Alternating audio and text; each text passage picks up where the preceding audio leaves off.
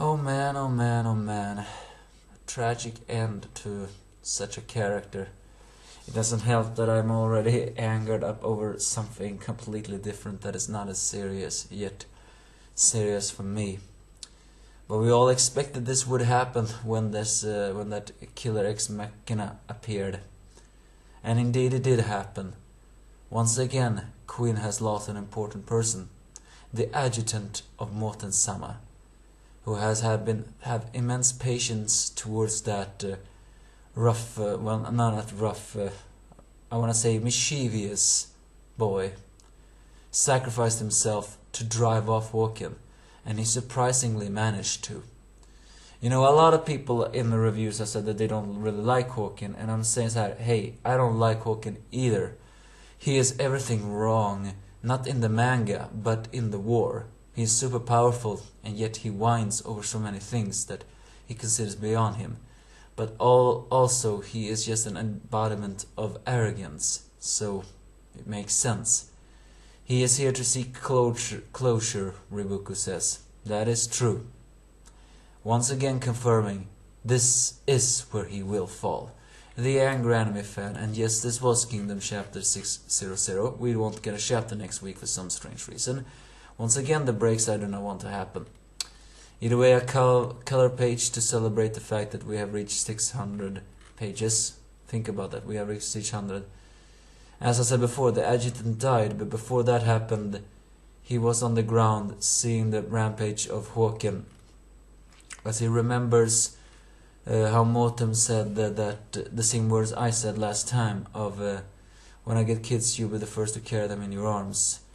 He remembers the time he was at Morten-sama's birth, the time he watched over Morten-sama, the time of the crab, and even the time when, well, he had to make excuses to another,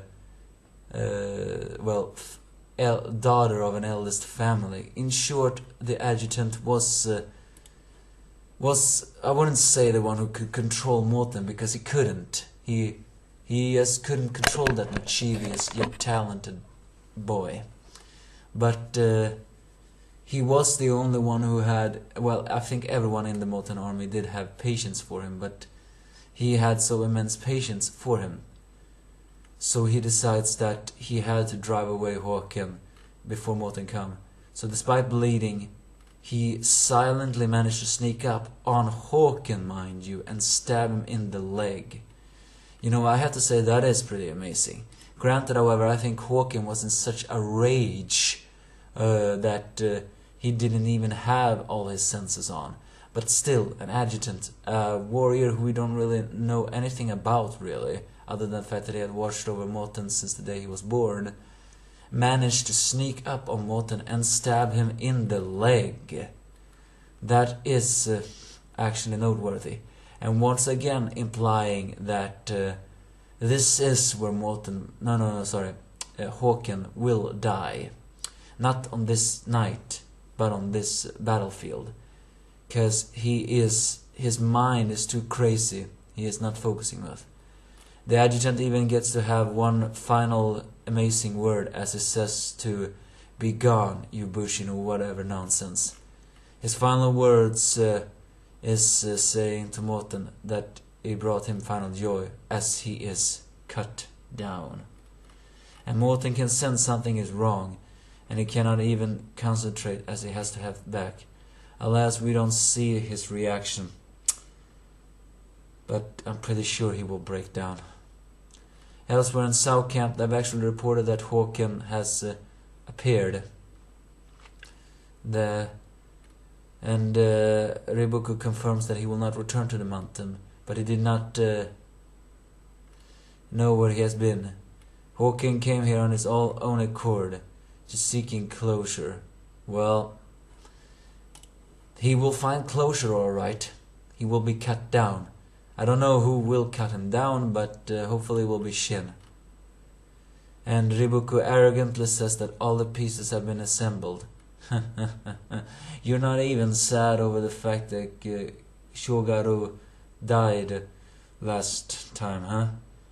Well, I wonder though, has he gotten the news about, well, the incident in the city yet? Elsewhere in South's left wing, Guyun asks what were Shogaro's final moments, and one said that in his final moments he said something of rest is up to Guyun. As he understands what that is, he will head out to field tomorrow. I have a feeling it's something more than that. Elsewhere, Shin is trying to eat food with the rest of the gang despite his injuries, and they are eating horse meat of something else. And even Ten is in the field because tonight is night. And she reports that General Osen also has something to do with strategy. The moment day breaks, he wants them to bypass Say left when he hits Riboku's central army directly from the side. We can expect Osen army to launch their attack at the same time. So everything will be for that moment. Elsewhere in the Gyukyu unit, Ohon awakens. Having survived his battle, he acts like nothing has happened. Indeed, all the pieces are together, are assembled. Håkan, Shin, Morten, Ohon, and more. Everyone will be on the field tomorrow, each fueled with something to guide them. Håkan with a blind rage of closure. Shin with the intent to take Riboku's head, and once he finds out that Håkan is on the field, to slay Håkan. Morten driven by revenge for having had his adjutant killed before he even could have his final words with him. And Ohon, who wants to become the great general and probably wants to avenge the Gyokyo units who died fighting for him. And Riboku, who just wants this battle to end, not to mention Osen, who has planned it this far ahead. All the pieces are here. Alas, Kingdom is on a break next week for some stupid reason. They're going on a lot of breaks lately. But that is that. 600 pages, and the war is slowly heading towards the final battle. Give me your thoughts, if you have any.